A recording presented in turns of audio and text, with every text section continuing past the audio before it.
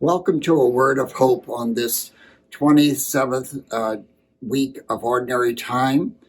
Today's gospel, Jesus is tested by one of the Pharisees about the observance of a law. And he asked Jesus, "What is the greatest commandment of all?" And Jesus responds, "To love your God with all your heart and your neighbor as yourself." Now, that text most probably is very familiar to you. But really, if we take a close look at St. Luke's gospel, we'll see a difference between St. Matthew and St. Mark. And St. Matthew and St. Mark, reflecting Deuteronomy and Leviticus, they say, the first law is to love God with all your heart, and the second law is to love your neighbor. But in Luke's gospel, there's no first and second. There's just one law, the law of love, which is applied to God and neighbor.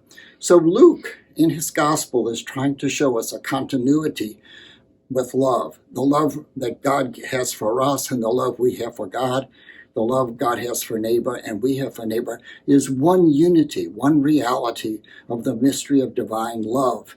And so the lawyer tests Jesus further and says, "Well, who's my neighbor?" And Jesus gives us this beautiful parable of the Good Samaritan. And in that parable, again, more subtly, is he's breaking down the idea that religious observance is separated from care of neighbor.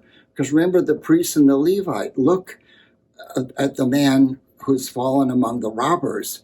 And because of religious observance, they're trying to be good Jews.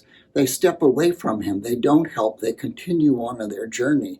In fact, Luke says they go to the other side of the road just to make sure they're not contaminated.